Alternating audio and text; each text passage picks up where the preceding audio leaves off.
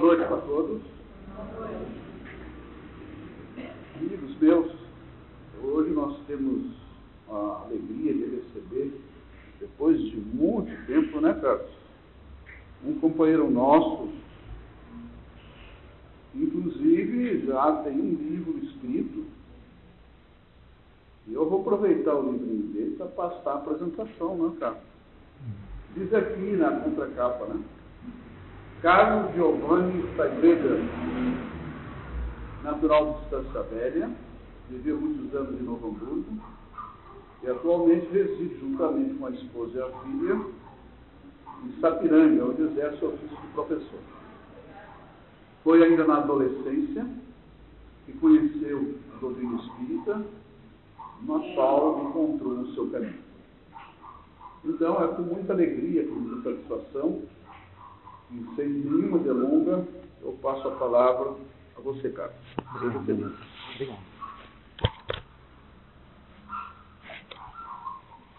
Irmãos, irmãs, estendemos a todos nosso abraço fraterno, rogando a Jesus, o nosso Mestre, que nos abençoe com seu carinho e com a sua paz. Há um provérbio árabe que afirma o seguinte: todo homem é filho do seu tempo, da sua época. Não questionando a afirmação deste provérbio, vale dizer que há alguns homens que extrapolam os limites, as dimensões do contexto em que foram chamados a viver, para, com a força do seu pensamento, da sua mensagem de vida, dos seus ideais, apontarem para o futuro, para o amanhã. E a nossa proposta nesta noite é fazer um rápido paralelo sobre a vida de dois homens que não só foram filhos do tempo em que viveram, da época em que existiram, mas que apontaram para o amanhã, apontaram para o futuro luminoso. João Vianney e Allan Kardec. Faremos, inicialmente, uma rápida análise da vida de João Vianney e, em seguida, uma rápida análise da vida de Allan Kardec, para chegarmos a um ponto de contato entre esses dois espíritos que desempenharam missões específicas no seio do planeta Terra no século XIX. João Maria Vianney nasceu no centro-sul da França no ano de 1786, filho de Mateus Vianney e de Maria Beluz, uma família muito pobre, muito humilde,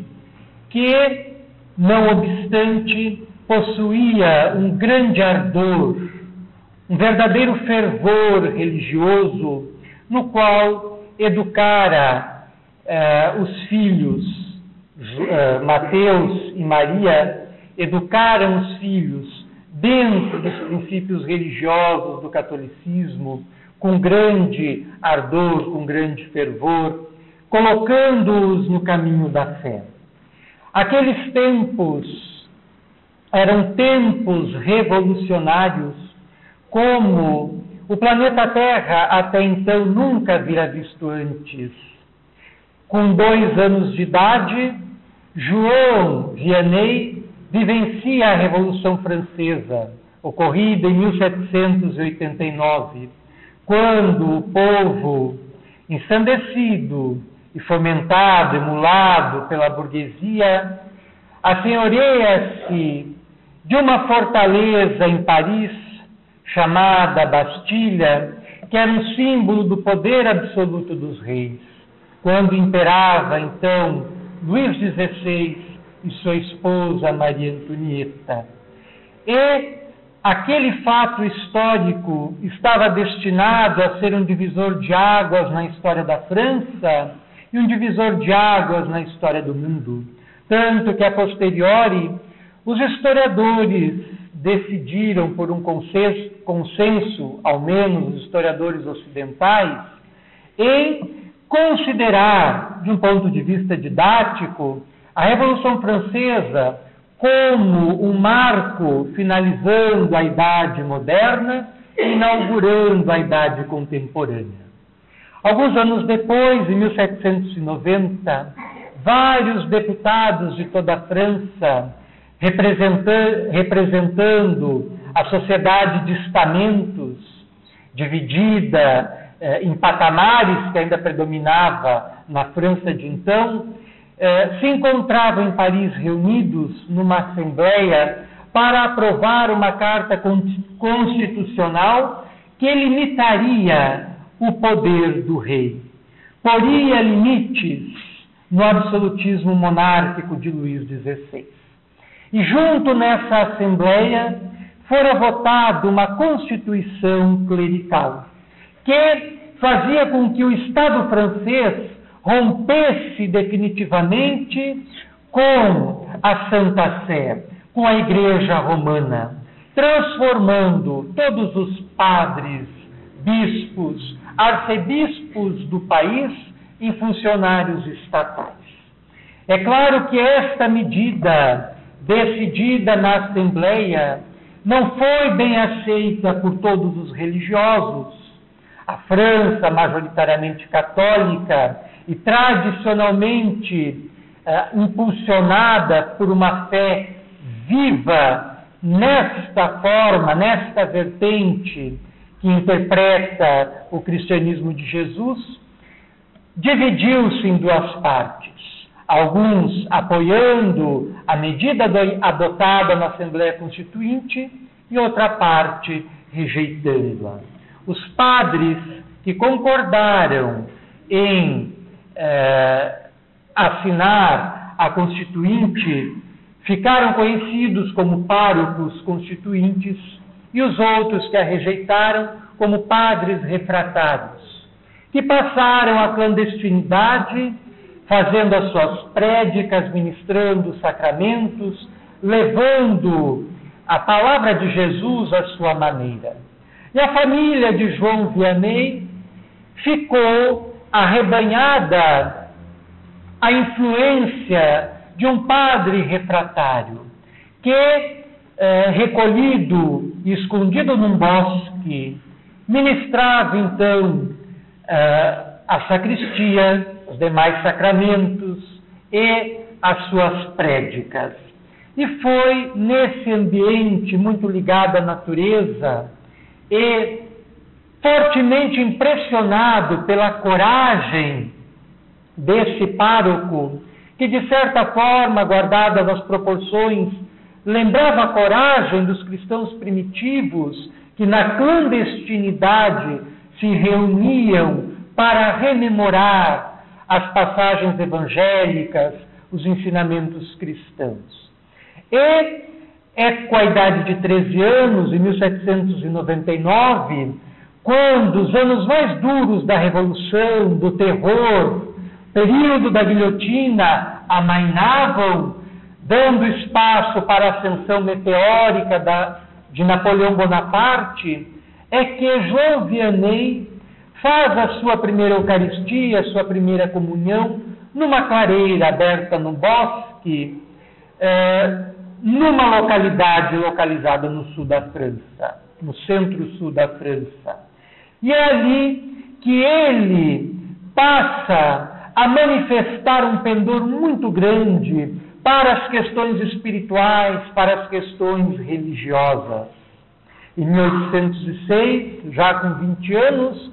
decide tornar-se um sacerdote, mas o seminário mais próximo, que localizava-se na cidade de Lyon, em função da sua precária formação, da sua ignorância, não aceitara-o como participante do seu seminário. E ele, ainda jovem, com 20 anos, caiu nas graças de um pároco de uma cidadezinha chamada École, que, embora reconhecesse a sua precária formação, não dominava o latim, não dominava a gramática latina, muito menos a francesa, resolve, convencido do ardor, do sentimento pujante daquele jovem de servir a Deus através do sacerdócio, aposta na promessa de boas obras que aquele jovem apresentava e o recolhe em sua casa paroquial e com muita paciência, com muito carinho, com muito amor, aquele padre chamado Bali, já com a idade bastante avançada, o inicia, o instrui no mundo do conhecimento, no mundo do saber, a ponto de Vianney, mais tarde, em 1815, ser transformado em presbítero e coadjutor, passando a cooperar nos trabalhos do padre Bali, que vai desencarnar em 1818, exatamente o ano em que João Vianney é nomeado, então, reconhecidamente, um cura, que era uma pessoa responsável por uma capela, num pequeno povoado, também na região centro-sul da França, chamado Arvendons. E ele foi nomeado para ser, então, o cura d'Ars, o cura da aldeia de Ars. Uma aldeia muito pequena, como dissemos, que agregava aproximadamente 250 habitantes. Fora recebido com muita reserva, com muita desconfiança, já que a França vivia um tempo de profunda ruptura no campo da política, no campo da sociedade, no campo da economia e também no campo da religião. Mas ele,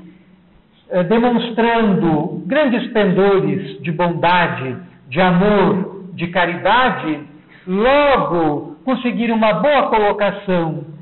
fora bem aceito entre as pessoas daquela localidade e atraíra praticamente todo o povoado para a capela, da qual ele se tornara o cura, o responsável. Não tardaram a aparecer as primeiras manifestações parapsicológicas e espiríticas que acompanharam toda a trajetória de João Vianney ao longo de sua existência terrena de 73 anos. Viveu de 1776 até 1859. Ele, uma pessoa muito simples, imbuído do desejo de servir a igreja, mas antes de servir a igreja, de servir a Jesus, ao qual entregara o seu coração, demonstrara uma vida muito disciplinada, muito simples e muito humilde. Dormia apenas 3 horas por dia. Fazia uma única refeição baseada a sua dieta em batatas, uma única refeição por dia, e destinava todo o resto do seu tempo à oração, à prática do confessionário, que foi o seu grande ministério, mas não o confessionário como ocorria na época na Igreja Católica e como, quiçá, ocorre até os dias de hoje, que limitava-se a ouvir a declaração dos pecados, dos erros praticados e, logo depois, a penitência, que se restringia a algumas preces ou algumas práticas comuns dentro do catolicismo.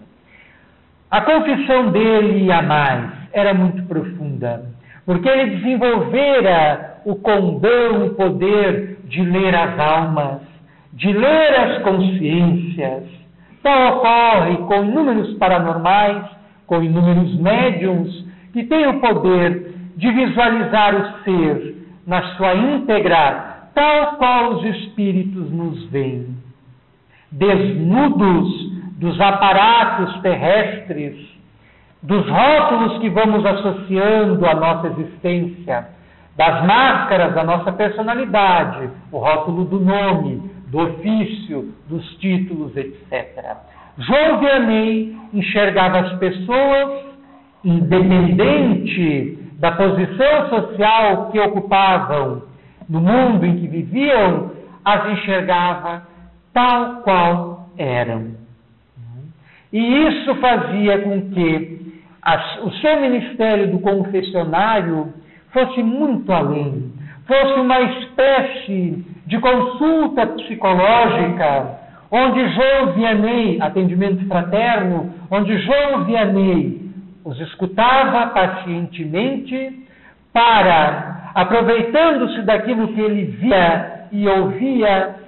apresentar as diretrizes para aquela alma sofrida, depressiva, angustiada, que vinha buscar nele guarida, alento, auxílio. E a fama de João Vianney, o curador, alcunha, com a qual ele passaria a ser conhecido desde então, a fama dele espalhou-se por toda a França e por toda a Europa, passando a atrair multidões de romeiros que vinham em peregrinação para a localidade de Ars-en-Dombes, onde buscavam orientação, buscavam consolo, buscavam conforto, buscavam cura, buscavam uma esperança para as suas vidas. E é nesse contexto que João Vianney desenvolve a sua missão terrena. Desenvolve igualmente a faculdade fluidoterápica de curar, da mesma forma que Jesus curava a sua época, como seu colegiado de apóstolos e discípulos, através da simples imposição de mãos. Paralíticos recuperavam seus movimentos, cegos voltavam a ver, surdos e mudos voltavam a ouvir e a falar. E a fama do curador crescia de forma vertiginosa, atraindo milhares e milhares de pessoas da França, repetimos, e de toda a Europa, em busca de um lenitivo para as suas dores. E seguia João Vianney, na sua humildade, na sua ignorância confessa, desenvolvendo a sua missão terrena, que fora caracterizada por muitas dores, por muitas dificuldades, por muitos escolhos. Ele era vitimado por perseguições obsessivas que o acompanharam por mais de 25 anos, que ele, na sua ignorância, reputava a atividade demoníaca. E os seus agiógrafos, que são os especialistas na vida dos santos, reconhecem que seria, dentro dos seus anais, o caso mais longo de invasão diabólica, demoníaca, que se tem registro nos anais da Igreja. Mas que, na verdade, eram espíritos que se encontravam vítimas da própria ignorância em que se encontravam, das sombras que produziram para si mesmos, e que cercavam-se, atraídos pela luz do curador,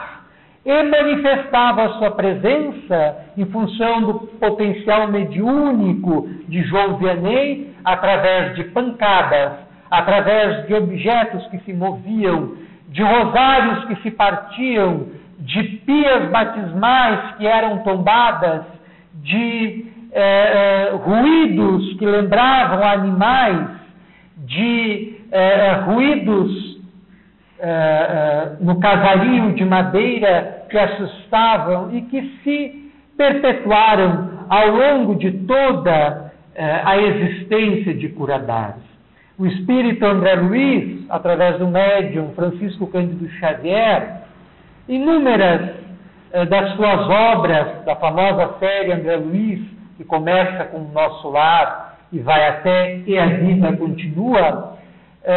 coloca que todo indivíduo, quando ora, principalmente quando está em regime de oração em casa, quando realiza o Evangelho em seu lar, atrai no raio em que o seu poder fluídico alcança, em que as irradiações das suas preces, das suas orações alcança, atrai os espíritos que se encontram necessitados no raio até onde se estende o poder fluídico daquele que assim o faz, atraem para si a fim de serem socorridos, atendidos, beneficiados. E assim ocorreu durante todas as noites da vida de João Vianney, quando se entregava à oração e era perseguido por estas manifestações, que se intensificaram já no ocaso da sua vida, entre 1853 e 1859, que curiosamente coincide com a fase da intensificação das manifestações espirituais, porque eram chegados os tempos da vinda do Consolador. Eram os tempos em que a codificação espírita estava sendo sistematizada, estava sendo organizada. No ano de 1845, um dos mais ilustres padres franceses, sem sombra de dúvidas, o maior orador sacro da França, o padre Henri Dominique Lacordaire, vai em peregrinação, motivado pela curiosidade, e também ele, que era um homem muito ilustrado,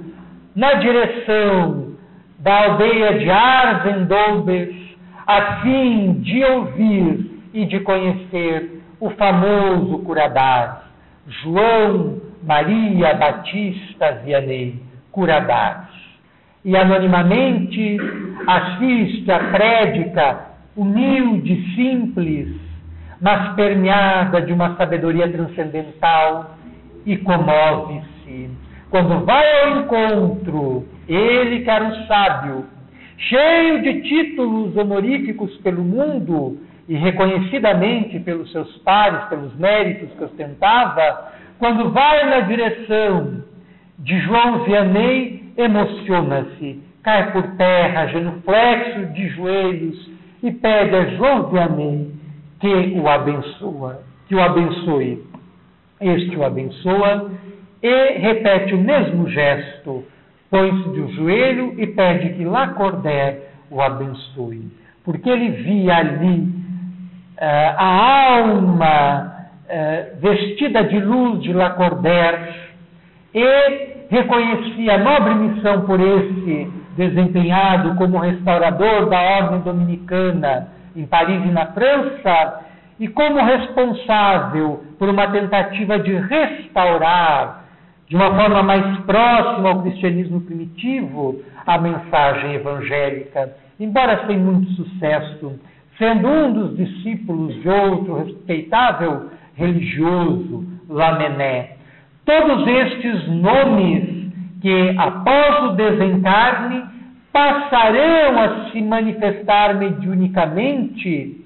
trazendo belíssimas mensagens que chegarão até Allan Kardec e que serão incorporadas em muitas das obras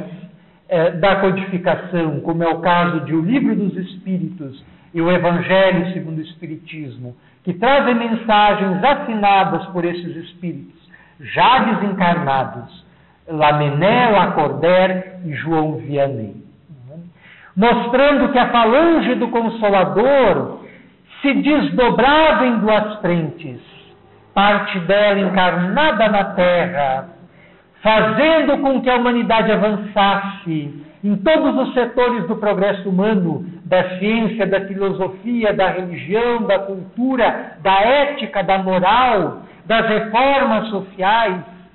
e uma frente desencarnada que atuou diretamente ao lado de Kardec e de outros missionários aos quais nós devemos o edifício doutrinário da doutrina espírita. Então, João Vianney Curabat, naquele encontro com Lacordaire, que comoveu a todos que lá se encontravam, fazia lembrar o encontro de São Francisco de Assis, o pobre, humilde, ignorante, com São Domingos, fundador da ordem que leva o seu nome, lá no século XII, em pleno período medieval, em que a ciência se encontra com a ignorância. E fazendo referência a esse encontro, João Vianney teria comentado que os extremos costumam se encontrarem, se buscarem. A extrema ciência, na qual ele via simbolizada a figura de Lacordaire, e a extrema ignorância, onde ele via simbolizada a sua própria figura. E inúmeras pessoas, ilustres, políticos, religiosos, pessoas que ocupavam os altos postos e altos escalões do Estado e da Igreja, igualmente vinham buscar a companhia de João Vianney e eram recebidos por ele da mesma forma. Recebia do mesmo jeito o analfabeto, como recebera Lacordaire, um dos homens mais ilustrados, mais eruditos de toda a França e de toda a Europa, acolhendo-os no aconchego do seu carinho, do seu amor. Ele que fora no início da sua missão, influenciado pelo jansenismo, uma corrente religiosa caracterizada pelo rigorismo moral, que surgira no século XVII e teve uma grande repercussão na França, mas que de certa forma fora abrandada pela influência de outro religioso católico, chamado Santo Afonso de Liguori, que falava do louco amor de Deus por seu filho, por seus filhos, tentando desconstruir uma visão deturpada da divindade como um Deus terrível, carrancudo, até de certa forma carrasco, que punia implacavelmente os seus filhos, sublinhando a qualidade do amor na divindade. João Vianney, influenciado tanto pelo jansenismo, que libera a disciplina para a sua vida, quanto pela mensagem de Liguori, avança espalhando a mensagem do amor e protagonizando inúmeros episódios de cura e de conversão genuína ao bem, de transformação interior para o melhor, em que pessoas que estavam perdidas para a vida do mundo corrompida que estavam ao contato com um religioso. Tal ocorre quando contatamos com as grandes almas, passavam por uma experiência íntima de profunda modificação,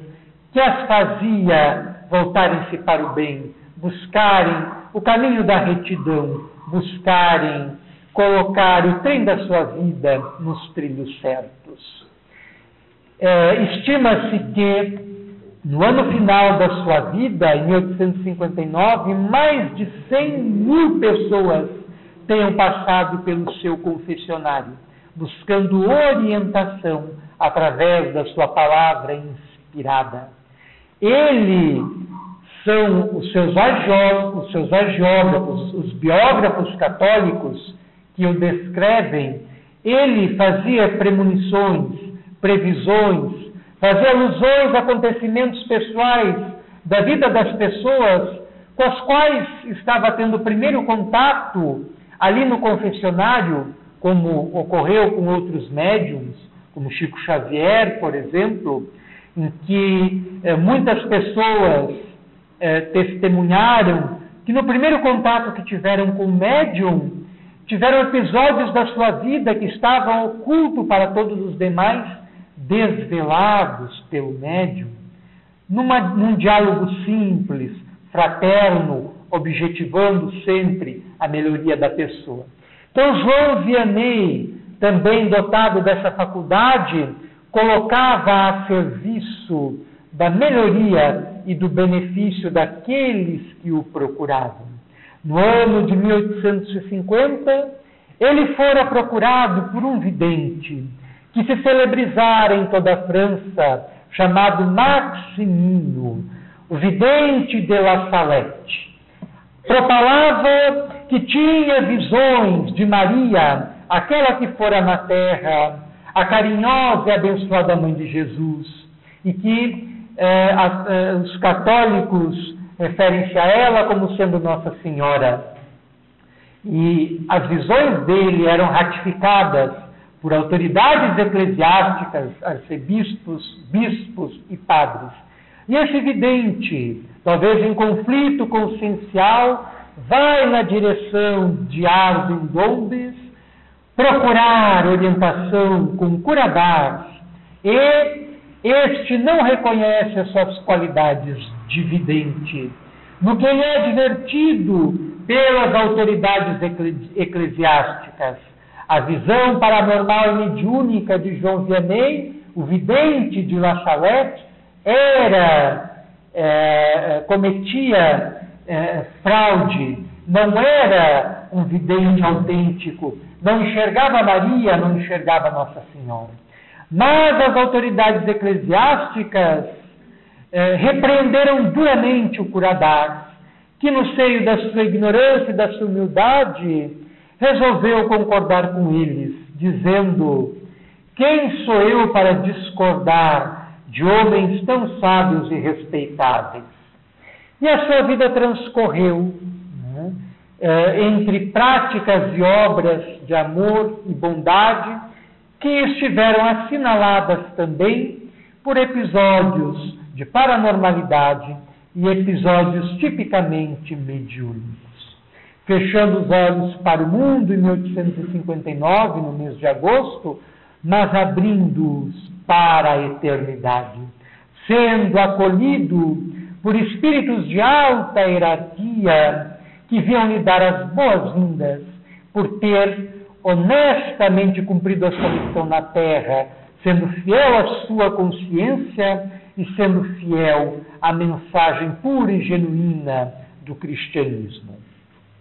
Nesse mesmo contexto é que nós localizamos Hippolyte Léon Denisard de Rivail, nascendo na mesma região de João Vianney, na região de Lyon,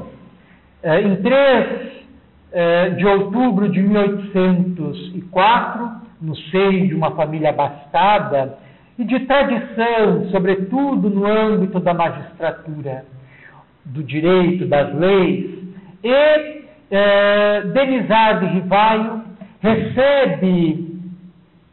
no seio do seu próprio lar esmerada educação, sendo mais tarde, ainda na infância,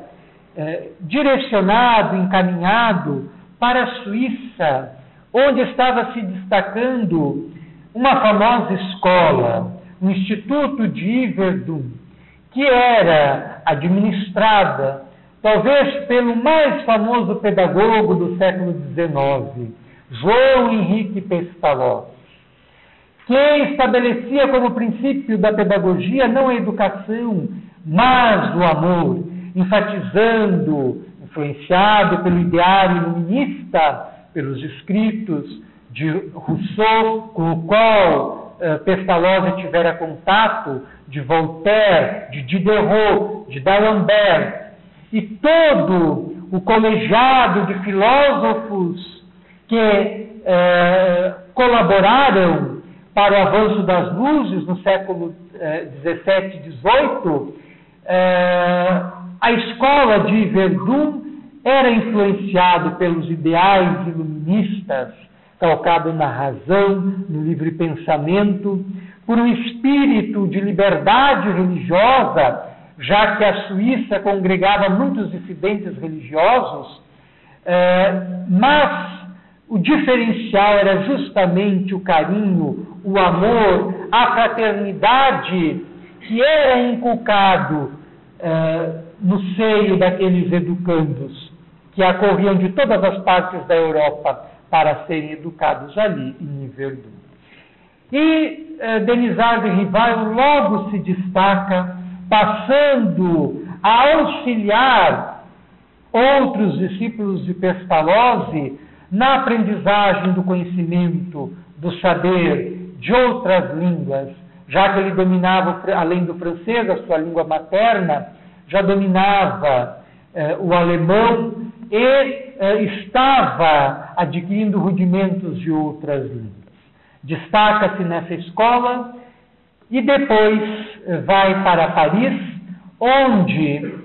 será um dos difusores do pensamento pestalozziano em Paris e na França, e funda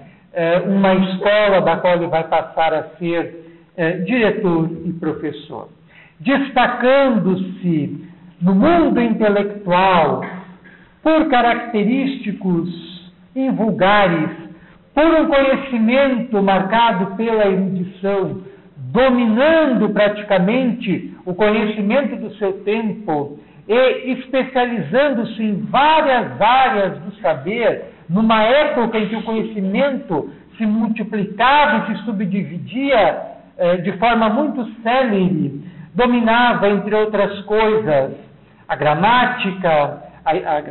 francesa, escrevendo inclusive inúmeras obras de gramática destinadas a professores e a pais.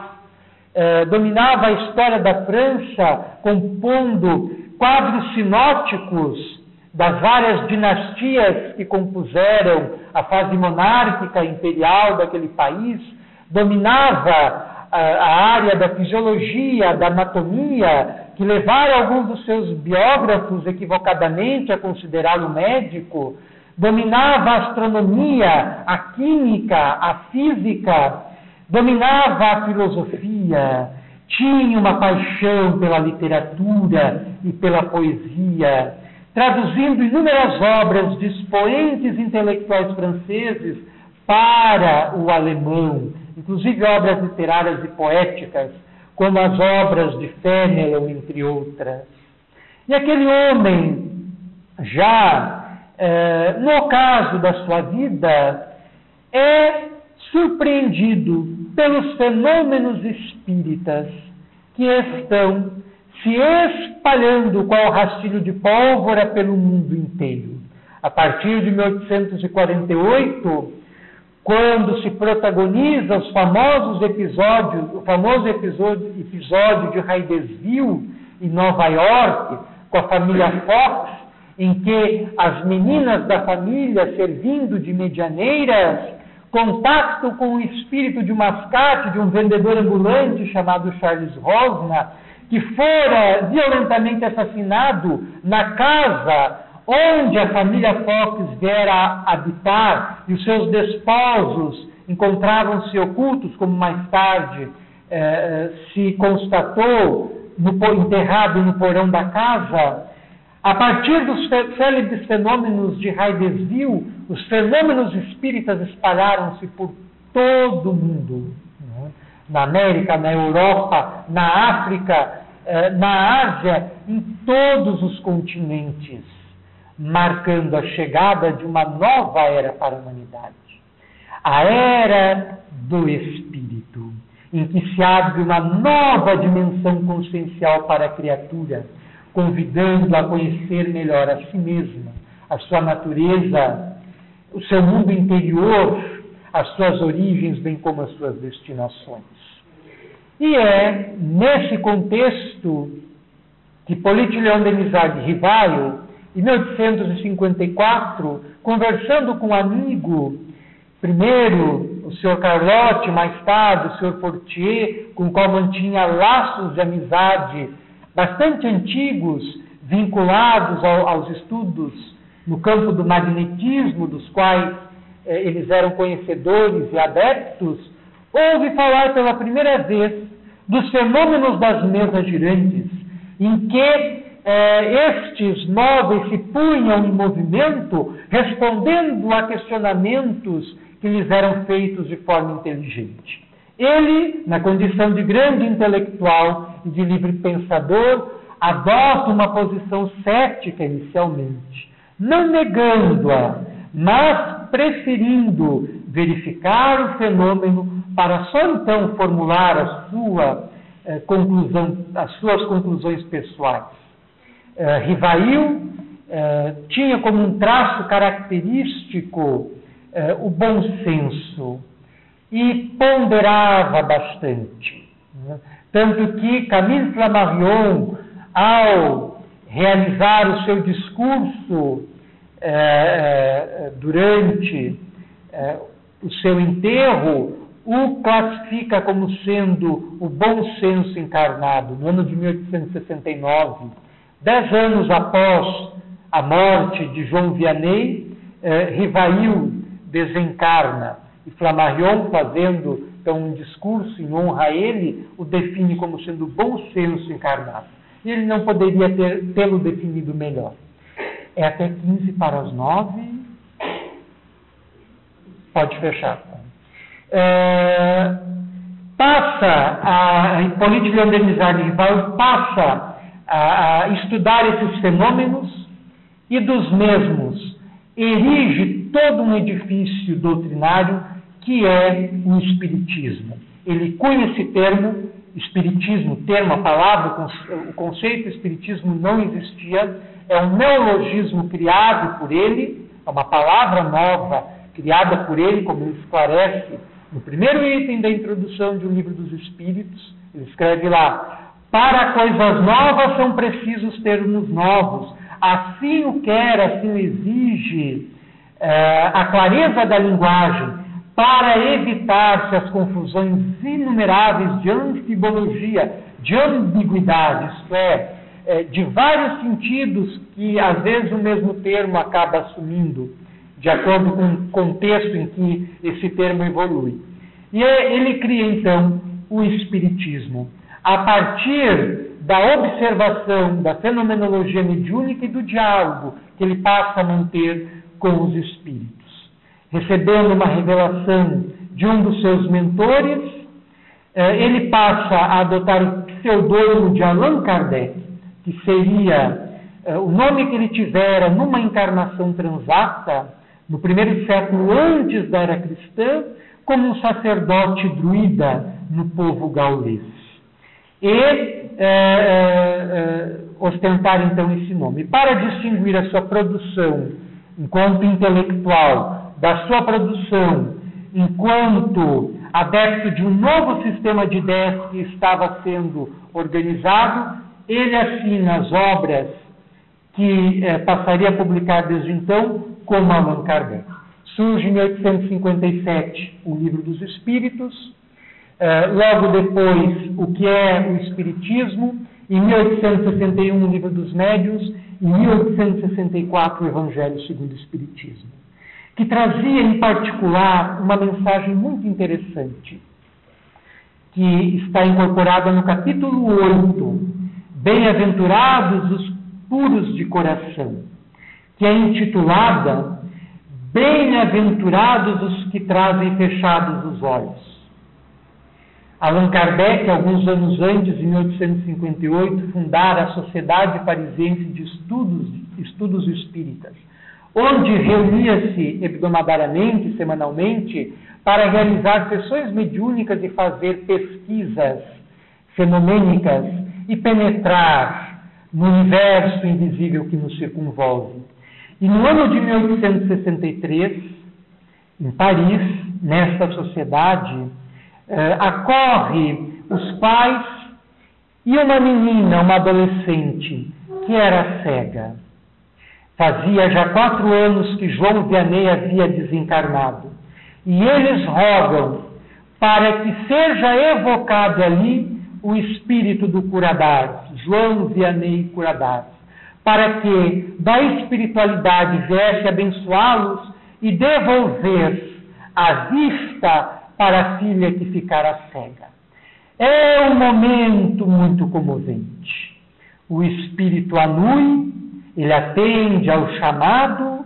e dita uma mensagem muito bela, que não temos tempo para explorar, mas que está no capítulo 8 de O Evangelho segundo o Espiritismo, e que traz esse título: Bem-aventurados aqueles que trazem fechados os olhos. E ele consola, através dos esclarecimentos espirituais, aquela família e aquela menina, que encontra no Espiritismo o consolo e a orientação para seguir a vida resignadamente, buscando a Deus e a Jesus. João Vianney Curadas, Hippolyte Léon Denisard Rivaio, Allan Kardec, 2 homens, filhos do seu tempo, mas antes de mais nada, filhos de Deus, imbuídos de missões específicas na Terra, contribuindo para o progresso, para o crescimento humano, trazendo às criaturas a renovação e nova vida. Pedimos escusas por extrapolarmos o horário e rogamos a Jesus, o nosso querido Mestre, que derrame as suas bênçãos fecundas e generosas sobre nós, nos abençoando com seu carinho, com seu amor e com a sua paz.